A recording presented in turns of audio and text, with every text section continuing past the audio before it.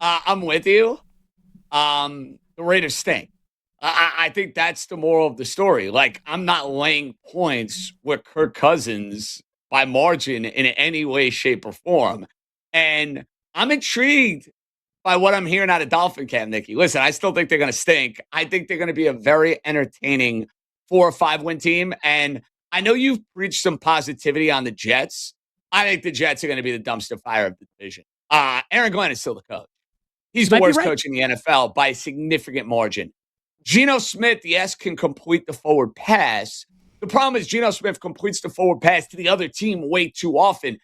Did I mention it in the New York Jets? So I have the Jets as right there with the Arizona Cardinals as the worst team in the NFL. I think the Dolphins will be marginally better than that.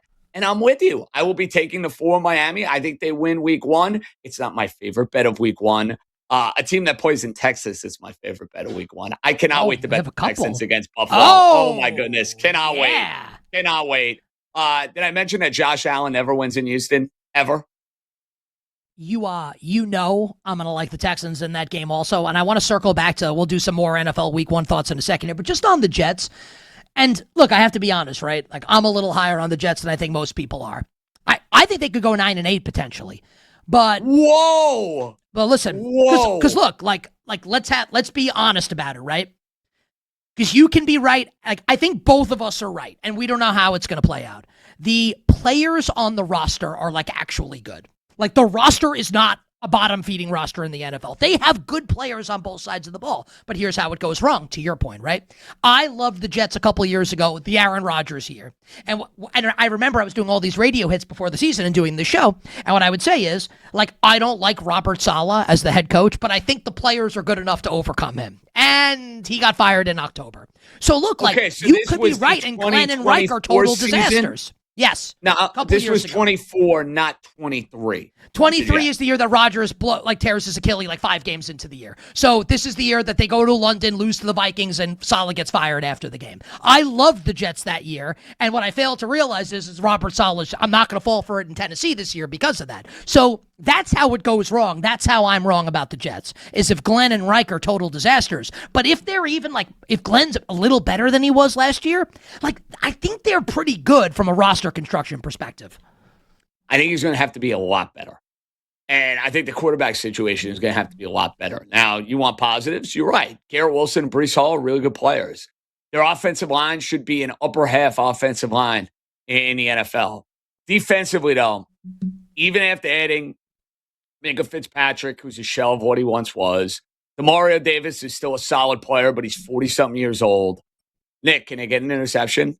Can they actually go and get after the quarterback? I would hope that they could get an interception in week 1. David Bailey looks like a star by all accounts right now. We haven't seen a preseason game yet, but he looks awesome right now. Can I give you a grandiose take on the Jets?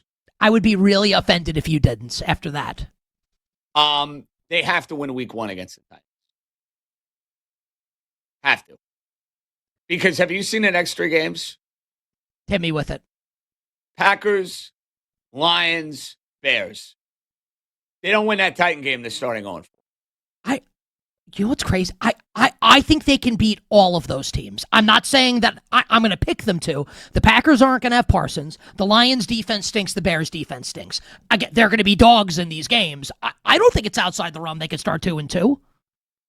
Well, if they do, all of a sudden they have a season. And all of a sudden you have something to watch. I need to see it to believe it with this head coach. I'm glad you mentioned the Bears. They are the team. There were a couple of teams this year. I just can't figure out what to do with them. The Bears fit that mold perfectly. Like, I filled in for you, hung with Billy Z and the crew. They were great. And I was like, I'm out on the Bears. Well, because my thought was, hey, insane close game record, insane turnover differential, not sustainable year to year. Here's the problem.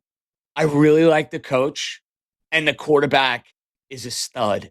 Agreed. And that's where, I was like, I'm betting Bear under. I'm betting Bear and miss the playoffs. And now, as we get closer to the season, I'm getting monstrous cold feet on that. And I'm getting cold feet on the Patriots, Nick, because I think they are going to have 4 wins against the Jets and the Dolphins. And they're better on offense than what they were a year ago. So I'm having a hard time with those two. I agree 100% with the thought process on the Bears. I think I'm going to have them in the playoffs. I think I'm going to have the Patriots win the AFC East this year, JJ. And that doesn't mean I think the Bills are going to be bad, but I think New England's upside is to go like 12-5 or 13-4.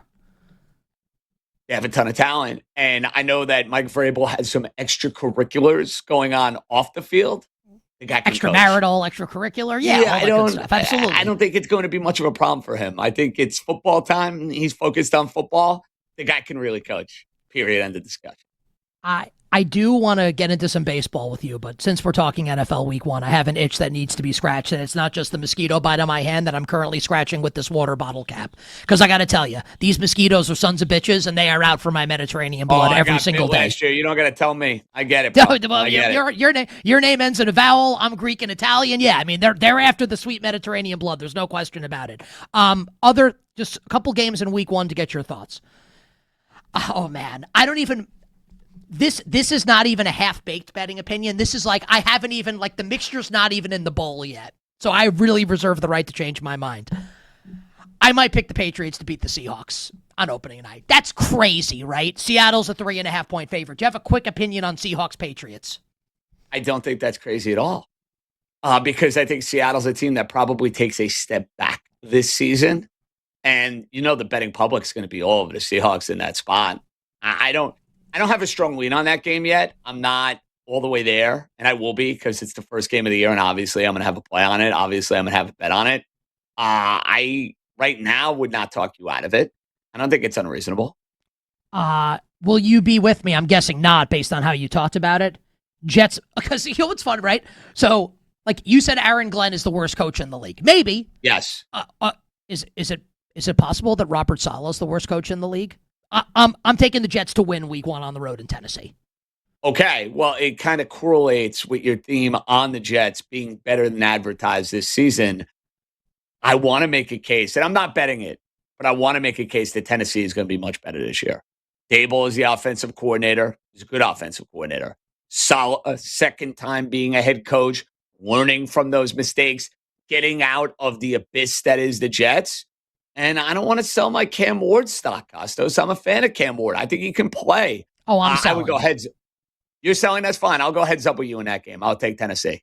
Great. We'll do this again before the season. We'll finalize that. But yeah, I'll be on the Jets. Save the vig. We'll save the vig. That's fine. I love it. Last NFL game, and then I want to do some baseball. I'm a little all over the place on this game because when the schedule first came out, I made the case that I think the Cowboys need to be a 3-point favorite on the road at the Giants on Sunday Night Football. Now, we're close to being there. The Cowboys in between a 2.5 and a 3-point favorite. What does that mean? It's a juice 2.5. It's close to being 3. As we get closer to the season, and I like Dallas this year, if this gets to 3, JJ, and I'm not a homer with the teams I root for, I think I'm going to pick the Giants. Where do you stand, Giants-Cowboys, Week 1? I love the Cowboys. And I love the Cowboys this season, Nick. I'm betting them to win the division. I'm betting Dak to be the MVP. I think Dak is the best quarterback in the division because I watch football every week, and I will tell you, he's the best quarterback in the division. And that defense, with a full year of Quinn Williams, Caleb Downs is a difference maker. I just think there's going to be an adjustment period. Start, different offense, playing a lot more under center. Guys getting back from these injuries. Scatterbo getting back from these injuries. Neighbors getting back from these injuries. I think Harbaugh will have the team humming.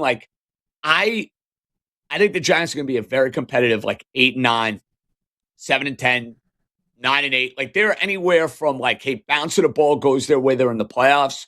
A couple of bounces don't go their way, they're out of the playoffs, but they will be trending in the right direction. I am a firm believer that Harbaugh is going to turn that program around. I just don't think you see it from Jump Street. And I actually look at the Giants as one of those teams where the 0-2 start, which has been a death sentence for them in years past, won't be if they lose to the Cowboys and lose to the Rams. I'm marinating on something really crazy. Oh boy. I almost don't even want to say it out loud. Are you throwing a giant Super Bowl future in? Is that where we're going? No.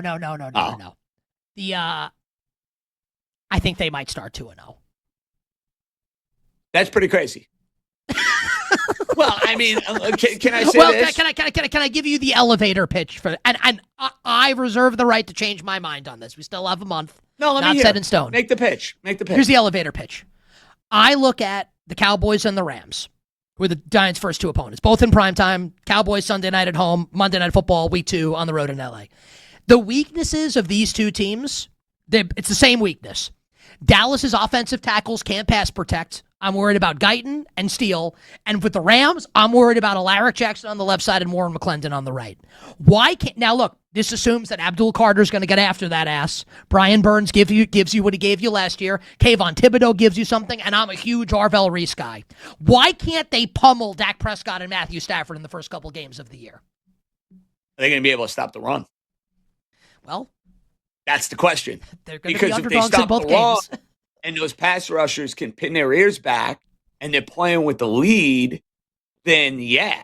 But if their opponent is going for 150 plus on the ground and they're kind of playing on their heels, it becomes incredibly problematic. Dude, if they win those first 2 games, then you could really start dreaming big. They got the Titans and the Cardinals week 3 and week 4. Oh, man. I'd like to halt this conversation. Don't get greedy. How about this? Go get one of the first 2. And I'll say this from the Rams. Sign up with that, right? How could you not? Yeah. How could you not? And the Rams game, you might be getting them in a good situation because they'll be coming back from Australia. I might pick the Niners to beat them in Australia. See, I'm with you on that. Niners always play them tough. Shanahan always, I love Shanahan. I want Shanahan to win a Super Bowl because I think he's such a good coach. I do. He deserves it. I was in Philly and I had this debate with a buddy of mine in the All-Star game. There's not one person on planet Earth that would rather have Nick Sirianni as their head coach than Kyle Shanahan. I understand Sirianni won a Super Bowl. He's been to 2. This is why, like, sometimes you just have to watch football every week to have, like, coherent thoughts. Because people who don't, they'd be like, oh, well, Dan Marino is not one of the best quarterbacks of all time. He never won a Super Bowl. But, like, if you watch football, you know, like, he's one of the best to ever do it. Kyle Shanahan, what he does year in and year out, he's amazing. Now, he needs to win. Eventually, he needs to win, or it's going to be this blemish on his resume. But, like, it goes to show you that winning a Super Bowl is not, like, just the simple be-all, end-all, because he's a better coach than Nick Sirianni. It's not even close.